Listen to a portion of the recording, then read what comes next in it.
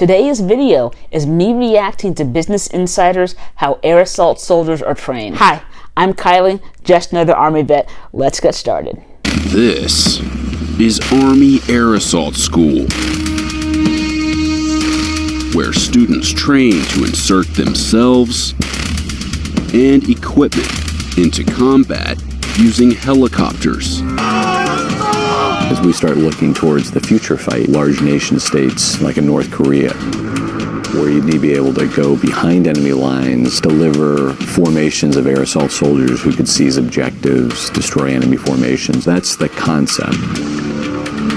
All aerosol qualified soldiers have to graduate from a program known as the Army's 10 Toughest Days. Who's gonna get it? It's physically demanding, and also it's very mentally demanding. A lot of attention to detail. Some of the hardest things they've done in their life in these 10 short days.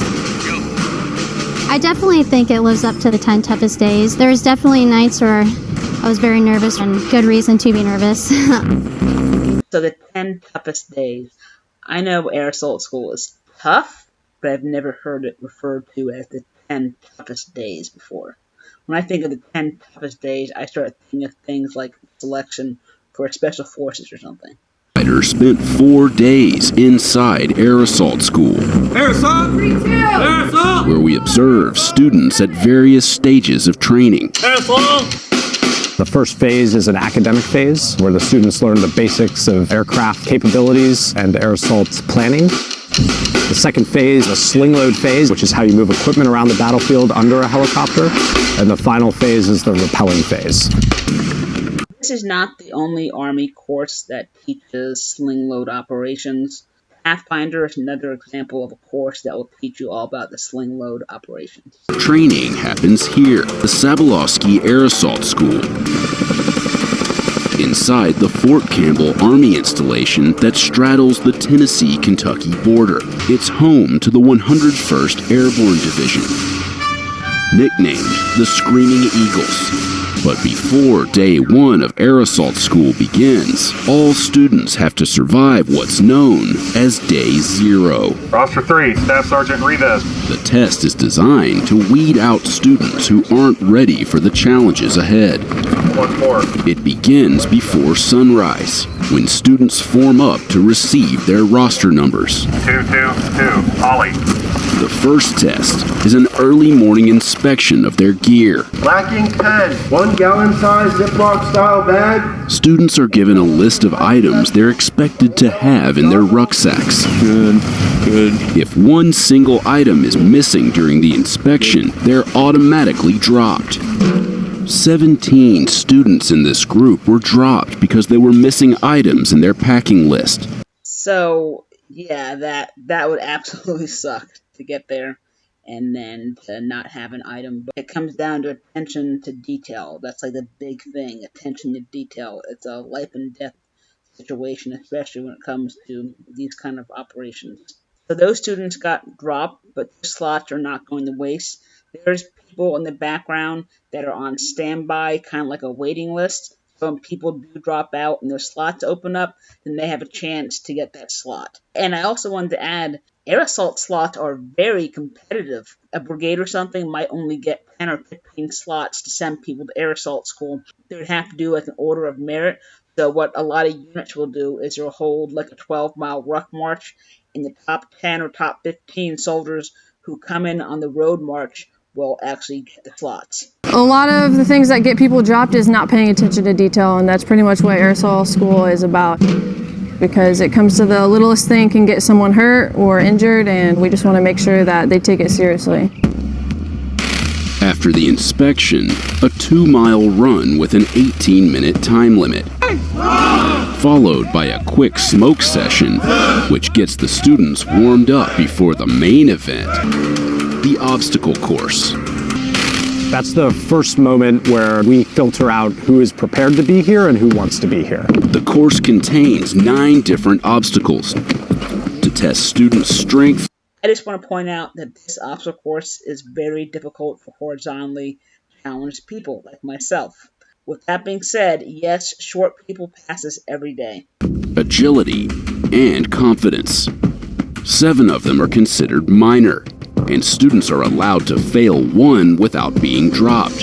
This is a major. The last 2 are major obstacles, and students must pass both, otherwise they have failed day 0. First, the aptly named Tough One. Go ahead on the right. A multi-part obstacle that starts with a 3-meter rope climb. There you go. And then tests balance, along with upper and lower body strength at a height of over 30 feet.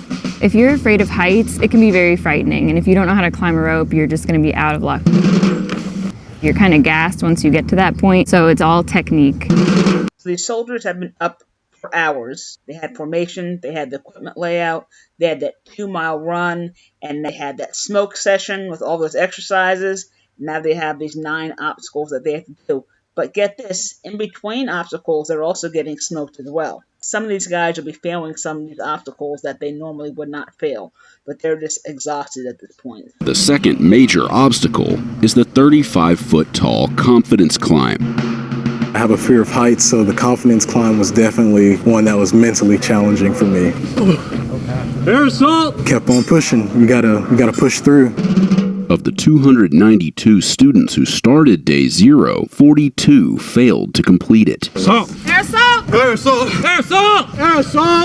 Aerosol! Yeah, so aerosol is going to be said 1,000 times a day easily. I mean, aerosol is just what you say at aerosol school. Aerosol? Aerosol! Why does everybody say aerosol so much? So that goes back to the culture. We're building the culture both in the division and throughout the Aerosol community. Aerosol! Roger that! Anytime they're being addressed by an instructor, they'll usually say Aerosol instead of Roger or yes. Great job, dude. Aerosol! We will refer to students as Aerosol. Let's go, Aerosol! Aerosol! And really just when you're having a good time and you're motivated, you pass another soldier, you might say Aerosol to that soldier. Every year, about 5,000 students graduate from Aerosol school. About 18% are female. And the students come from a wide range of backgrounds. We absolutely have a large scope of soldiers that come here. Not only Army, we have Air Force, Marines, Navy that come to the schoolhouse. Students range from privates who just completed basic training to experienced officers who want to learn new skills. 8 years old, I wanted to come out to the Aerosol course to see if I can do it, number one, and then to improve my skills. They do exist. A CW4. Set as a helicopter pilot. I'm a veterinarian, and so this isn't something we get to do every day. I signed up for Aerosol school to get a little bit of a challenge, to kind of diversify myself as far as what I do in the Army. There's only one way out there! I like her. A vet who's going out and doing all this fun stuff. You'll also see cadets from like West Point or wherever who'll come out during the summer sessions and do this school as well.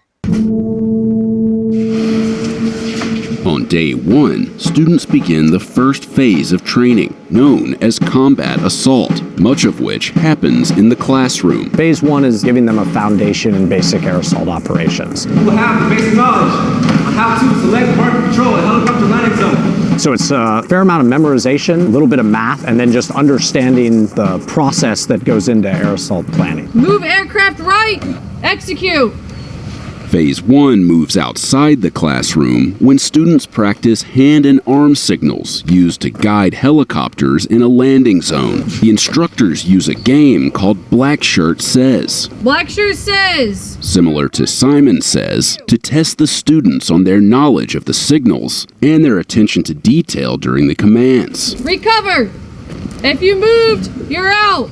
I did not say Black Shirt Says recover! You've noticed no one is wearing a patrol cap. We're all wearing your ACH, and the reason behind that is because for all aerosol and sling-load operations, you're going to be wearing your ACH. There are no PCs. Hand and arm signals purpose is simply to guide the aircraft to place that aircraft over the load so that that hooker team can then hook up, move out of the way, and then the aircraft can then pick up and take the sling load set wherever it needs to go. Phase 2 of training is focused on sling load operations, where students learn how to prepare a heavy payload and hook it to a helicopter, which descends to as low as 8 feet off the ground during the operation. That's kind of our, if we want to call it our bread and butter here at 101st, where we can go deep behind enemy lines and resupply soldiers, whether that be beans and bullets or, aircraft or artillery pieces. We take pride in that. Students learn the rigorous process of preparing and inspecting 6 different loads. Here in phase 2, they'll learn how to rig whatever equipment that they're going to send, inspect that, and they'll sign off on an inspection form, which the pilots need for their sling-load operation. Now you're going to check your hood latch. So when you lift this up, you lift it up as such. We learn it rapidly and we're tested on it rapidly, but luckily the instructors here give us so much time to practice. Go towards the aircraft. So would this be a deficiency? We'll show them clean loads so they understand how the whole process looks. Then we give them dirty loads. Dirty loads have all the deficiencies. What do we have right here? Deficiency, okay, because it's racked more than once. So then they can work through and say, oh, okay, I see how this is different, or this looks weird, this is the wrong type of whatever. That way they have full confidence come test day that they'll pass the hands-on portion. Everybody good? Aerosol. Any questions? All right, good luck. Don't suck. Begin. Good luck. Don't suck. Students have to pass a 50-question written test with a minimum score of 70%. Responses? They inspect the rigging of 6 different payloads. Anybody tell me what these things are? Because I have absolutely no clue. I want to say it's a wheel, but I really don't think it is. Yeah, what are these things? These little giant buoys. And have to identify 3 different deficiencies on each. The students are timed during each inspection. They fail to identify the deficiencies. They're classified as a no-go and are given a second chance to get it right. If they fail twice, students have to start their training all over and repeat day 0. There are a lot of students that get dropped because there are so many finite details. So the instructors are very knowledgeable, and they're always willing to give students extra help and practice and making sure that they can pass everything, especially the hands-on stuff. I mean, they're very good about that. This group's objective: to attach the A-22 cargo bag to a hook on the bottom of a CH-47 helicopter, which is a Chinook.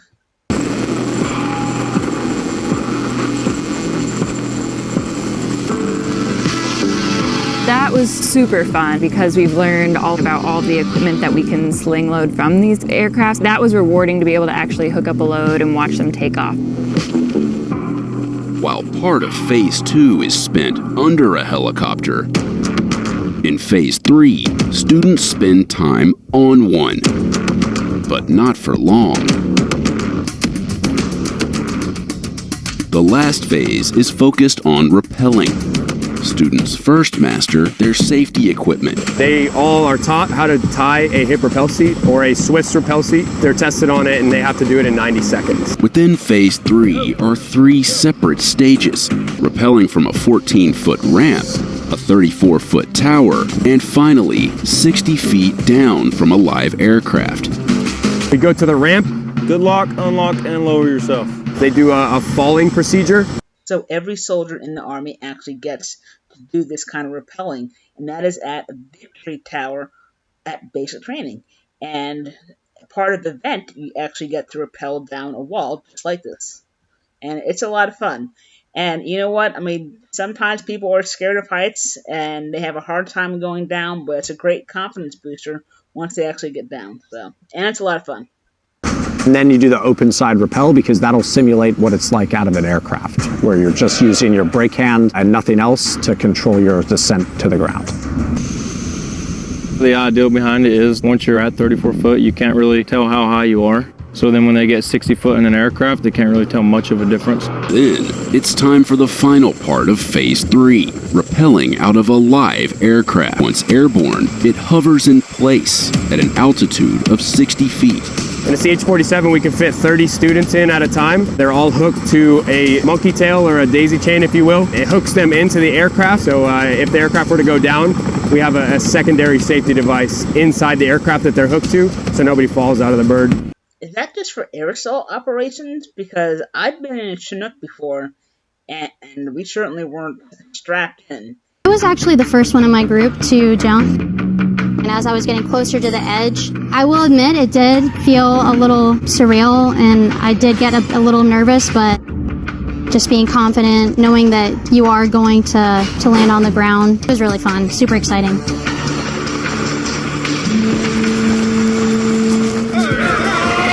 Turn your red lens on. Before dawn on graduation day, students face the culminating event of Aerosol School, a 12-mile ruck march that each student must complete in less than 3 hours while wearing about 40 pounds of combat gear. 3, 2, 1. The 12-mile ruck is more of a mental game, I would say. Just being able to push yourself through all 12 miles.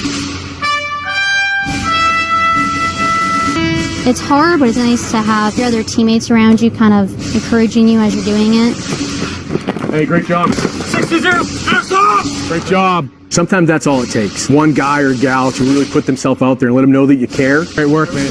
Good job. You genuinely do care and that you're proud of them, right? And that really sparks that motivation to get that soldier to go that last mile, that last 6 feet in some cases. Motivated? Another 10 more, let's go. Another 10? We can make that happen. No, let's play. Okay. Everybody wants to be a gangster, so it's time to do gangster shit, right? Yeah. After the ruck march, students have to pass one final inspection of their rucksacks. ACH your chin strap, jacket, extreme wet weather, and patrol cap. Just one more opportunity to get dropped before graduation. Earplugs, highlighter. Upon inspection, this student told an instructor he didn't have his earplugs. I'm going to walk back here, go back around, and then you need to look in your gear and you need to find them by the time I get back. Otherwise, you're going to be a drop. Once the instructor returned, the student had managed to find them. Got your earplugs in your gear? Aerosol, son. No students were dropped during the final inspection. All right, congratulations. That would absolutely suck if you were able to get a slot for Aerosol School and pass all the requirements, and then you pass the ruck march, and then you can't find your earplugs or your PT belt. I mean, I couldn't imagine how frustrating and heartbreaking that would be. You're Aerosol qualified. Of the 231 students that started with this class on day 0, 191 finished the course. Friends and family gather to see the newest class of Aerosol qualified soldiers graduate on the final day of training. You now have the crucial skills to maximize the effective use of helicopter assets in both training and combat missions. Wear your Aerosol wings with pride. Your peers, without them, will be envious of your accomplishments. If you liked today's video, then please go ahead and check out this reaction playlist right here. Until next time, please give this video a like. Thanks for watching.